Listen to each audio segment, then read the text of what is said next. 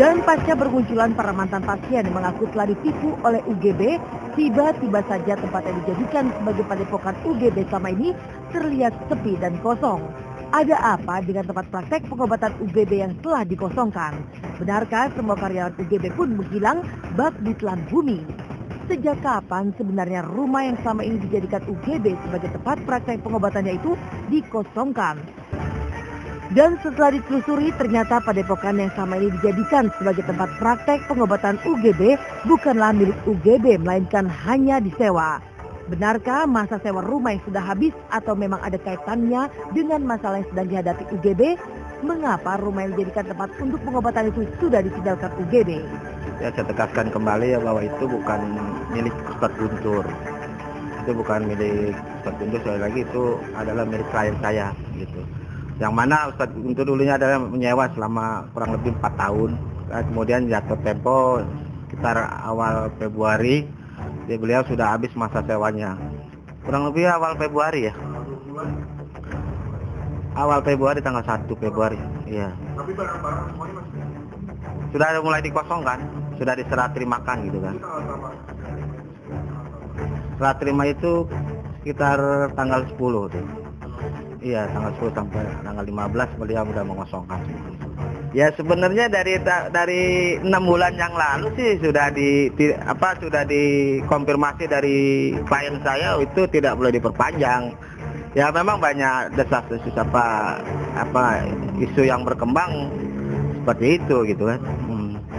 Ya mungkin 6 bulan yang lalu udah teguran. 4 tahun beroperasi, sewa tempat praktek pengobatan itu pun akhirnya selesai. Setidaknya inilah pengakuan dari Sony sebagai pihak penyewa gedung. Namun benarkah selama kehadiran padepokan atau tempat praktek pengobatan UGB, ternyata banyak warga merasa terganggu? Apa yang membuat warga sekitar merasa terganggu dengan hadirnya praktek pengobatan UGB? Ya awalnya sih memang kita juga nggak ngerti waktu itu padepokan gitu kan. Ya memang ada beberapa warga juga udah banyak komplain. Kita juga 6 bulan yang lalu sebelum habis itu juga karena warga juga komplain juga udah banyak yang jadi ya ada banyak keberatan. Ya, akhirnya didesak juga pemilik untuk tidak boleh diperpanjang gitu memang. Kalau cara pengobatan kami tidak tahu ya ininya dari nggak mau tahu, dan itu memang kelihatannya cara malam itu agak bising aja. Kemudian parkir mobil kalau pasiennya banyak atau tamunya juga kan itu mengganggu jalan dan juga mengganggu mungkin di masjid itu kan ada tempat ibadah. Padepokan yang selama ini menjadi tempat UGB melayani para pasiennya kini memang telah kosong. Sebelumnya UGB pun pernah mengeluarkan pernyataan tentang kesiapannya menutup praktek pengobatannya. Sementara pihak MUI yang telah memeriksa UGB dan praktek pengobatannya memiliki penilaian tersendiri. Lalu benarkah UGB memang telah menutup praktek pengobatannya menyusul langkah para mantan pasien yang telah melaporkannya ke polisi? Oh iya, betul-betul menutup, ya kan? Bukan masalah syariahnya, tapi masalah tindak pidana yang terjadi dalam pengobatan tersebut. Dan inilah yang sedang kami buktikan di kepolisian. Dia tidak menyimpang akidahnya. Akidahnya Guntur Bumi tidak sesat.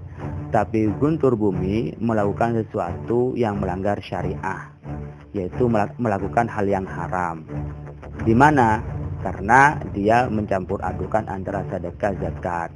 Dan di dalamnya juga kurang penjelasan kepada masyarakat tentang biaya pengobatan dengan biaya yang harus dikeluarkan praktik pengobatannya dengan sedekah dan infak dan zakat itu.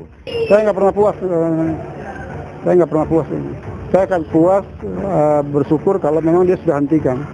Bahwa saya bersedia menutup seluruh tempat pengobatan milik saya yang telah berjalan selama ini.